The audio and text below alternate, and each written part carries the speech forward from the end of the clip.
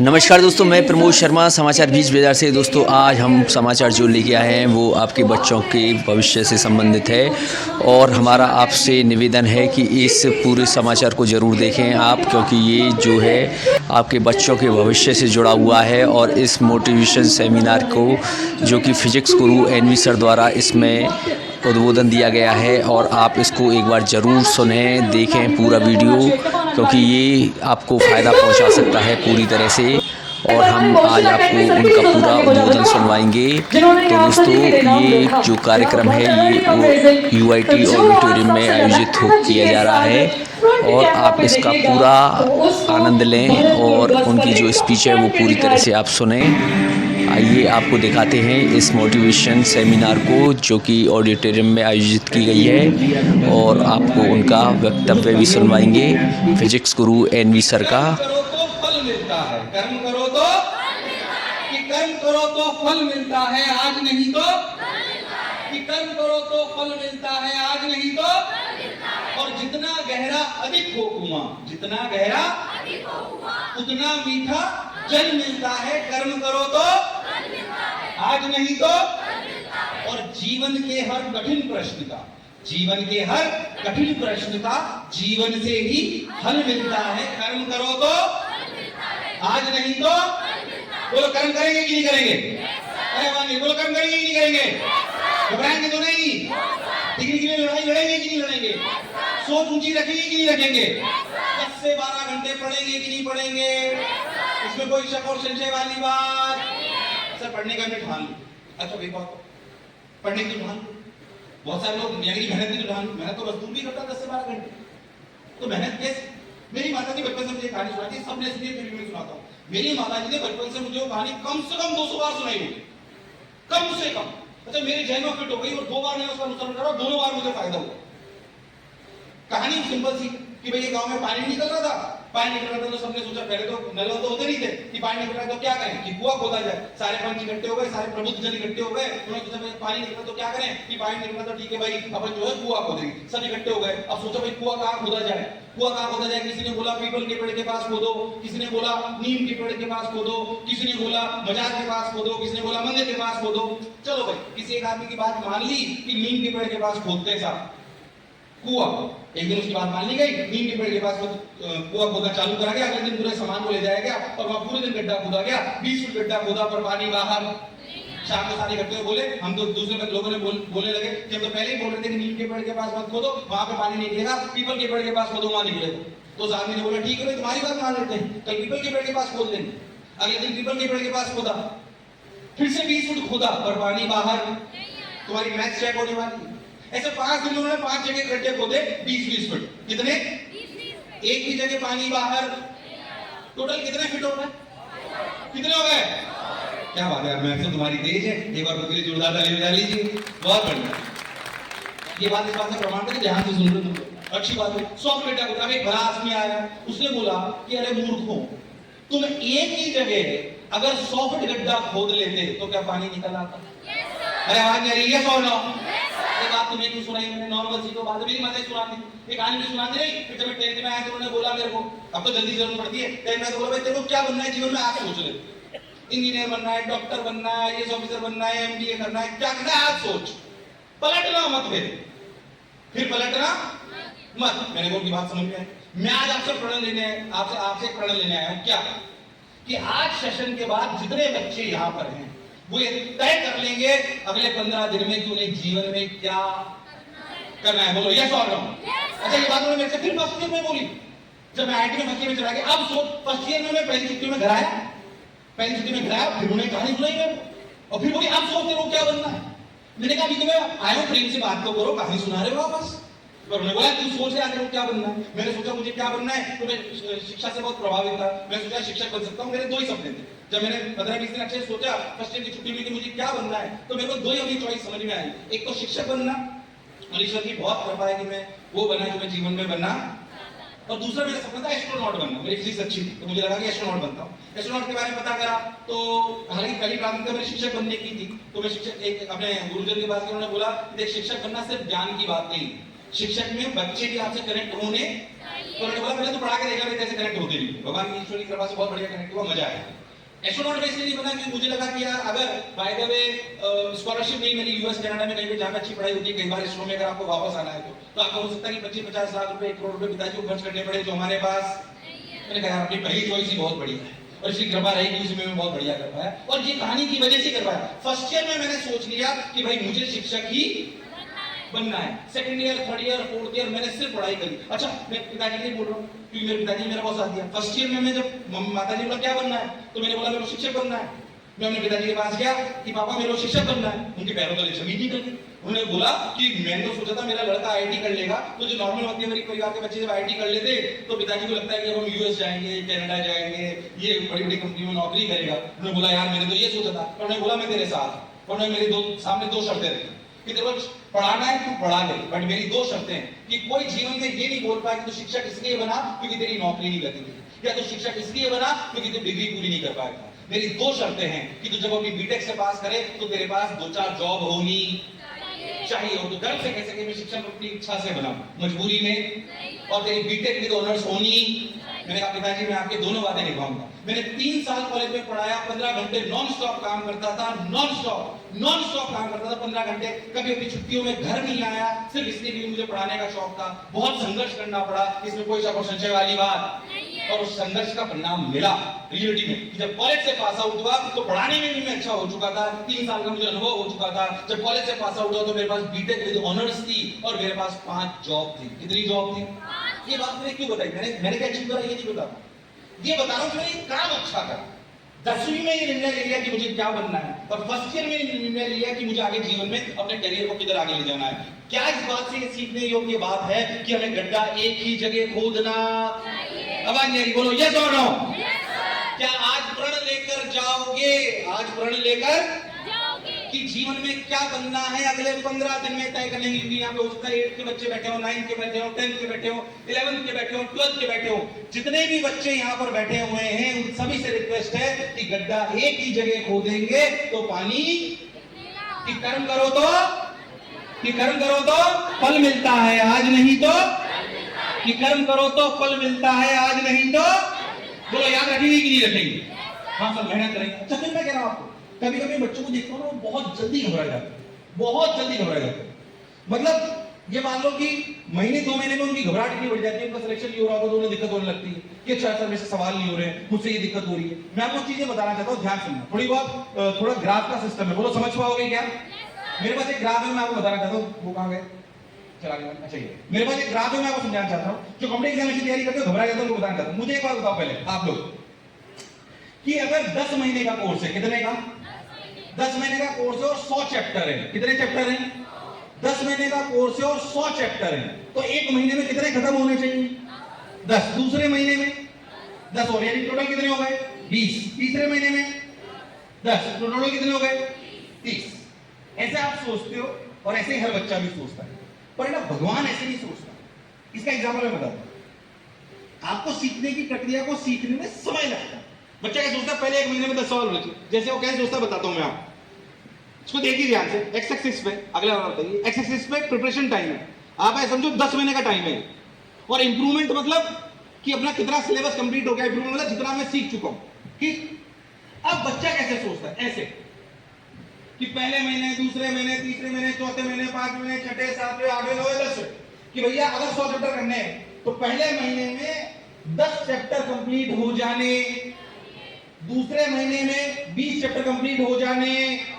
पर ऐसा होता ही नहीं। पहले महीने वो बढ़िया जोश से एडमिशन लेता है, तैयारी करता है और पहले महीने में चैप्टर कंप्लीट होते हैं 3। कितने?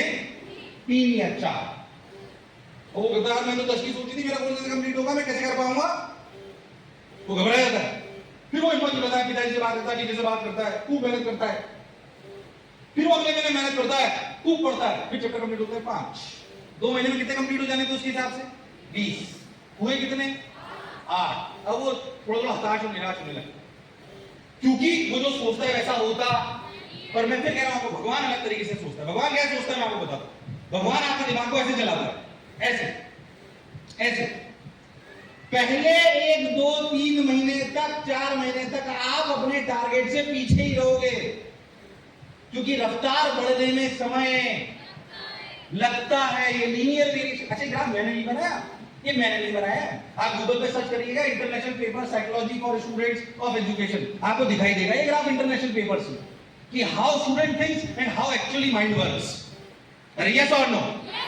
मैं सिर्फ ये कहना चाहता हूं कि पहले 2-3 महीने में घबराने की आवश्यकता आपकी उम्मीदों से हो सकता है कि आपको कम समझ आए, कम आप लक्ष्य को प्राप्त कर सको, और धीरे धीरे आपकी स्पीड बढ़ रही है। जब आपने इंग्लिश का सबसे पहले एक बार पेपर पढ़ा होगा, जब आपने इंग्लिश न्यूज़पेपर या फिर कोई भी एक पन्ना इंग्लिश का पढ़ा हुआ होगा, तब हो सकता है उसको पढ़ने में आधा पौन घंटा लगा हो। आज आपको एक पेज पढ़ने में आधा पौन घंटा, क्या आप 5-7 मिनट में पढ़ लेते हो? बोलो यस और नो?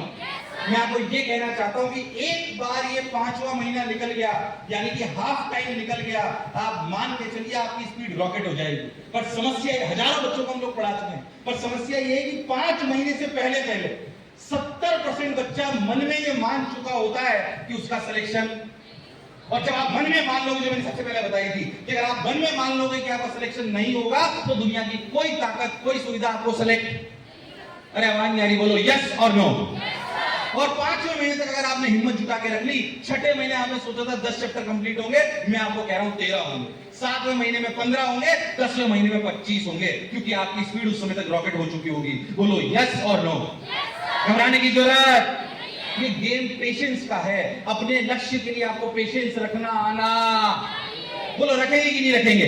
अरे लोग अपने लक्ष्य के लिए 8-8, 10-10 साल हिम्मत कर लेते हैं। यार क्या बात कर रहे हो आप लोग? पेशेंस रखते हैं, कुछ भी घबरा जाए तो नहीं होते। मेरे को एक कहानी बहुत प्रभावित करती है, जो रियल कहानी, हो सकता है बीच में आप उसको पहचान जाओ, पर मुझे लगता है कि आपको सुननी चाहिए। हमारे हरियाणा के गांव में छोटे से बच्चे का जन्म होता है, ठीक, हो सकता है पहचान जाओ। मैं चाहता हूं उस व्यक्ति पे रियलिटी में उसने जो काम करके दिखाया वो शायद नॉर्मल आदमी नहीं कर सकता। तो एक गांव में, हरियाणा में गांव में एक नॉर्मल बच्चे का जन्म होता है। किसान परिवार से ही होते ये पूरा परिवार, तो बहुत अमीर तो नहीं होते, पर लाड़ प्यार वाला बच्चा होता है। तो उसका जन्म होता है, तो दादी जो हरियाणा में वैसे भी दूध घी दही इनका बहुत चलन होता है, तो दूध घी दही उसकी दादी उसको बहुत खिलाती है, बहुत उसको दूध घी दही खिलाती है। तो दूध घी दही उसको बहुत सारा खिलाती है, तो उसका वजन धीरे धीरे, ये आवाज किस चीज की आती है? इसमें से बहुत सारी आवाज, ये बच्चे डिस्ट्रैक्ट हो रहे हैं, उसको देख के तो बाकी ठीक है, ओके, वापस सुनने मिलते हैं। अरे डिस्ट्रैक्ट नहीं होना है, तो उसी तरह देखने लगते हो यार। मैं तो रोज रोज थोड़ी आऊंगा, बोलो यस और नो? फिर मैं कह रहा हूँ डिस्ट्रैक्शन बड़ा दिखना चाहिए, लक्ष्य बड़ा दिखना चाहिए। तो डिस्ट्रैक्शन बड़ा दिखता है। हाँ, आगे बंद करो 10 सेकंड के लिए बच्चे सारे, आगे बंद करो 10 सेकंड, आगे बंद करो। अब लाल मुंह के बंदर के बारे में मत सोचना, कसम है तुमने लाल मुंह के बंदर के बारे में सोच लिया। लाल मुंह के बंदर के बारे में मत सोचना, लाल मुंह के बंदर के बारे में मत सोचना। अब आंखें खोल लो, तुमने पक्का सबने लाल मुंह के बंदर के बारे में सोचा है? अरे यस और नो? मैं जानता हूं, तुम चाहे मानो चाहे। अब आंखें बंद करो 10 सेकंड के लिए, वापस 10 सेकंड के लिए आंखें बंद करो, 10 सेकंड के लिए आंखें बंद करो। और अब ये सोचो कि कल मुझे क्लास में जाकर क्या पढ़ना है, क्या जो कार्य मुझे आज मिला था वो मैंने पूर्ण करा कि नहीं करा, क्या जो कार्य मुझे कल करना है उसको मैंने लिखा कि नहीं लिखा, या ये सोचो कि मेरे को जो कल कार्य करना है वो क्या क्या है। अब आंखें खोल लो, इस बार लाल मुंह के बंदर के बारे में सोचा कि लक्ष्य के बारे में सोचा? अगर ये सोचोगे ना कि मैं डिस्ट्रैक्ट नहीं होऊंगा, तो पक्का डिस्ट्रैक्ट होगे। जैसे हम सोचे ना, बड़े भी हम सोचे मोबाइल नहीं छूंगा, मोबाइल नहीं छूंगा, मोबाइल नहीं छूंगा, तो पक्का 15 मिनट में मोबाइल छू लेते हैं। अरे यस और नो? मैं कह रहा हूं मैं डिस्ट्रैक्ट होता हूं, ये सोचने की जरूरत, अपने काम के प्रति अपन ओरिएंटेड होने, बोलो यस और नो? अभी वापस उस बच्चे की कहानी पे आता हूं। तो दादी जी का बहुत लाड़ प्यार वाला हरियाणा का बच्चा, लड़के के बच्चे को बढ़िया उन्होंने दूध घी दही खूब खिलाया। 8-9 साल तक बच्चा होते होते ऐसा हो गया, बढ़िया शानदार, बढ़िया हेल्दी, मेरी तरफ देख रहे कई लोग है ना, मेरे से भी ज्यादा बढ़िया शानदार, एकदम जबरदस्त, ऐसा हो गया शानदार। अब वो 9 साल का बच्चा है, सोचिए 8-9 साल का है ना, और उसको जितने भी आस पड़ोस के बच्चे उसको चिढ़ाते हैं। कोई बोलता है उसको ए मोटे, कोई उसके गाल खींच रहा है, कोई उसका पेट खींच रहा है। अब उस 9 साल के बच्चे को आत्मग्लानि होती है कि यार मेरे साथ ये क्या हो गया, मेरा मजाक बनाया जा रहा है गाँव में, मेरा मजाक बनाया जा रहा है गाँव में, अब मैं क्या करूँ कि अच्छा ठीक है भाई। तो अपने पिताजी बोलता है कि पापा मुझे अपना वजन कम करना है। क्या कम करना है? पापा मुझे अपना वजन कम करना है। पिताजी कहता है अच्छी बात है बेटा। तो जो वहां पे उनके स्कूल में खेलकूद वाले जो अध्यापक होते हैं उनके पास जाते हैं और बोलते कि भाई जो है आप इसका वजन कम कर दीजिए। क्या कम कर दीजिए? तो कहता है ठीक है, इसको रोज शाम को भेज दिया करो, रोज शाम को इसे वर्जिश कराऊंगा, इसका वजन कम हो जाएगा। ठीक है भाई, अब उसको बुला ले, करता inter district, state level, national level तक आ जाता है। और ये करते करते 8-9 साल निकल जाते हैं। कितने निकल जाते हैं? पर वो इसमें बहुत बार वो हारा होता है, पर वो हिम्मत हारता। अब बेसिकली अगर आपको बताओ तो हमारे यहाँ पे सबसे पूरे वर्ल्ड में सबसे बड़ा जो कंपटीशन होता है कौन सा होता है? ओलंपिक। क्या होता है? अब ओलंपिक के क्वालिफाइंग राउंड की बात होगी। पहले देश में क्वालिफाइंग राउंड होते हैं, तो क्वालिफाइंग राउंड की बात होगी कि भाई क्वालिफाइंग राउंड में जाना था उस बच्चे को, क्वालिफाइंग राउंड में जो क्लियर करेगा उसी को ओलंपिक में चांस, तो क्वालिफाइंग राउंड में वो जाने वाला होता है। क्वालिफाइंग राउंड से थोड़े दिन पहले उसे कंधे में चोट लग जाती, तो वो डॉक्टर के पास जाता है कि भाई मेरे को दर्द हो रहा है यहाँ पे। डॉक्टर कहता है साहब आपकी स्थिति गंभीर है, आपको सर्जरी करानी पड़ेगी, और सर्जरी कराकर 6 महीने का रेस्ट। वो कहता है साहब मैं कैसे कर सकता हूँ ऐसा, मेरा तो 10-15 दिन बाद जो है अपने क्वालिफाइंग राउंड है। तो डॉक्टर जो कहता है आपसे रिक्वेस्ट है, इसका जो भी इलाज करना हो, जो मेडिकेशन दे रही हो टेम्परेरी वो दे दीजिए, जो मेरे को जो भी आपको करना हो कर दीजिए, पट्टा बांधना है बांध दीजिए, पर एक बार क्वालिफाइंग राउंड में तो जाना। डॉक्टर उन्हें मेडिकेशन दे देता है कि उनको दर्द तो होता है, पर वो क्वालिफाइंग राउंड में जाते हैं और आपको जानकर खुशी होगी कि वो उसे क्लियर, यानी कि अब उनको चांस मिलने वाला था ओलंपिक में जाने का। कहां जाने का? ओलंपिक में जो लोग क्वालिफाई कर जाते हैं हमारे देश में, उनको हमारे देश की सरकार विभिन्न देशों में भेजती है टॉप कोचेस के पास। जो टॉप कोचेस होते हैं उनके पास भेजते हैं, कनाडा, यूएस, जर्मनी ऐसे भेजते हैं। उसको भी जाने का चांस था, पर क्योंकि उसको सर्जरी करानी थी, वो डॉक्टर के पास गया कि मेरी सर्जरी कर दीजिए। डॉक्टर कहता है 6 महीने रेस्ट करना पड़ेगा, तो सर्जरी कराता है, 6 महीने रेस्ट करता है, और सरकार को बोलता है भाई मैं 6 महीने बाद जाऊंगा। सब समझते हैं इस बात। अब समझिए 6 महीने तो वो इंतजार करता है, उसके सारे दोस्त जा चुके हैं कहां पर? कोचेस के पास। अब वो 6 महीने इंतजार करता है, बैठा रहता है कि भाई मेरी सर्जरी ठीक हो जाए, मेरा पेशेंस रखता है, इतना पेशेंस रखता है। 6 महीने बाद जब उसकी जाने की बारी आती है, 1 हफ्ते बाद उसकी फ्लाइट है, और आपको जानकर दुख होगा कि हमारे पूरे विश्व में एक महामारी आई थी। कौन सी? ये उसी समय की बात। उसको जाने की 6 महीने, उसको 1 हफ्ते बाद जाना था, और सारी फ्लाइटें रद्द कर दी गई। जो जहां था वो वहीं पर बैठ गया। अब उसको जाने का चांस, उसके दोस्त जो कोचेस के पास पहुंच चुके थे वो वहीं कोचिंग कर रहे थे, ये जा नहीं सकता था। 2-3-4 दिन तक डिप्रेशन में रहा, 2-3-4 दिन तक इतनी पेशेंस रखने के बावजूद जो चांस मिला था उसको, वो चांस को बेकार हो गया। उसको लगा मेरा कुछ नहीं हो सकता। वो अपने कोच से बात करता है, कोच कहता है कि मैं मोबाइल पे जो तुम सीख सकते हो सीख लो, अपना जो आसपास ग्राउंड है, अपना आसपास जो ग्राउंड है उसी को अपने डिस्ट्रिक्ट लेवल पे तैयार करो और उसकी तैयारी करो। आपको जानकर खुशी होगी कि यही वो बच्चा है, आपको जानकर खुशी होगी यही वो बच्चा है जो हमारे कौन थे नीरज चोपड़ा में। चाहता एक बार जोरदार तालियां बजा दीजिए इनके लिए, हमारे देश के लिए दूसरे इंडिविजुअल बने जो गोल्ड मेडल लेके आए। तालियां बजनी चाहिए इस व्यक्ति के लिए। इसका इंटरव्यू सुनोगे तो आपके रोंगटे खड़े हो जाएंगे।